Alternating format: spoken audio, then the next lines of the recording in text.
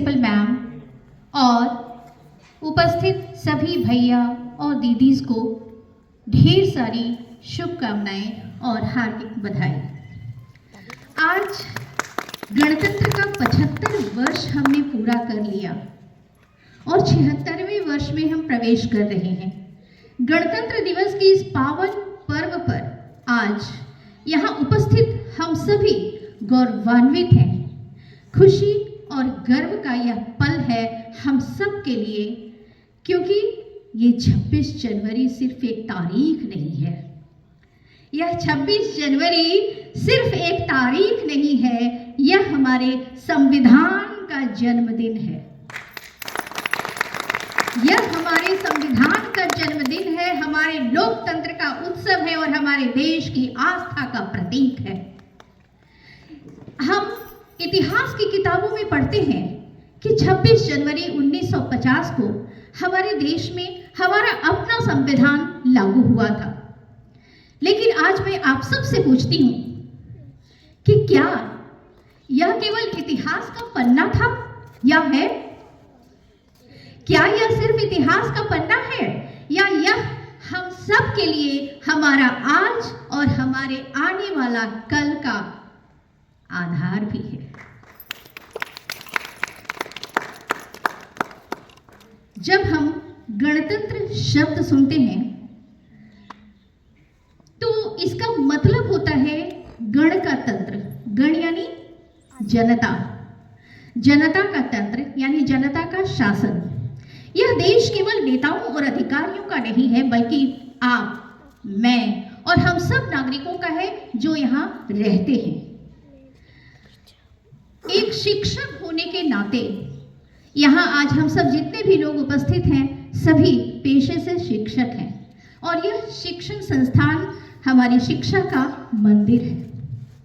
तो एक शिक्षक होने के नाते मैं यह मानती हूँ कि यह दिवस सिर्फ तिरंगा फहराने और राष्ट्रीय गीत गाने भर का नहीं है, बल्कि यह वह दिन है जब हमें यह सोचना चाहिए कि हम अपने कर्तव्यों और जिम्मेदारियों को कितना निभा रहे हैं।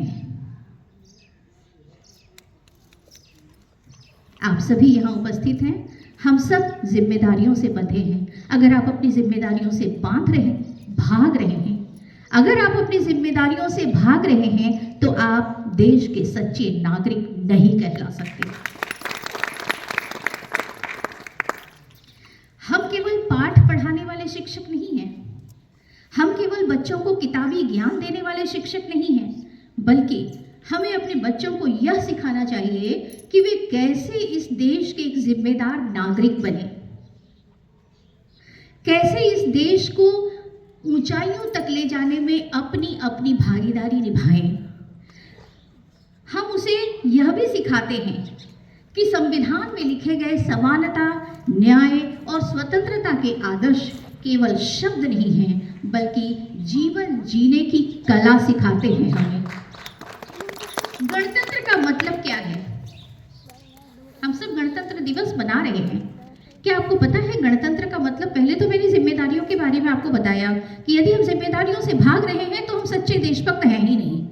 अपने आप को देश का नागरिक मत कहिए। फिर गणतंत्र का मतलब है हर किसी को अपने विचारों को रखने का एक हक है।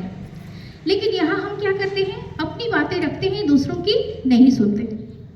तो यहाँ हमें और हमारे बच्चों को भी यह सिखाना है कि हम अपने विचार तो रखें, लेकिन सामने वाले के विचारों का भी उतना ही सम्मान करें जितना हम चाहते हैं।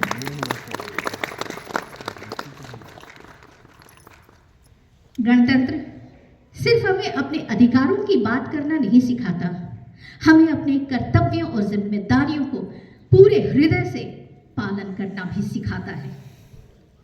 आज जब हम इस तिरंगे के नीचे खड़े हैं, ये तिरंगा लहरा रहा है तो इसकी सुंदरता देखते बन रही है। लेकिन यह तिरंगा सिर्फ एक कपड़े का टुकड़ा नहीं है, यह तिरंगा अनगिनत बलिदानों की कहानी कह रहा है। अनगिनत बलिदानों की कहानी कह रहा है, जिनके खून से सना है यह तिरंगा, यह मिट्टी जिस पर हम खड़े हैं, यह धरती जिस पर हम जन्म लेते हैं, यह धरती हमारे वीर स्वतंत्रता सेनानियों के खूनों से रंगी है। तो हमें इस तिरंगे का सम्मान करना चाहिए और गणतंत्र जो हमें सिखाता है, हमें उस बात का हृदय से पालन करना चाहिए। तभी हम कह सकते हैं कि हम देश के नागरिक हैं। अन्यथा हमें कोई अधिकार नहीं है कहने का और अपने अधिकारों को मनवाने का। जब आप कर्तव्य नहीं पूरा करेंगे तो अधिकार से भी आप वंचित हो जाएंगे। और चूंकि आप सब यहाँ पे शिक्षक हैं और शिक्षक का पेशा अपने आप में बड़ा पुनीत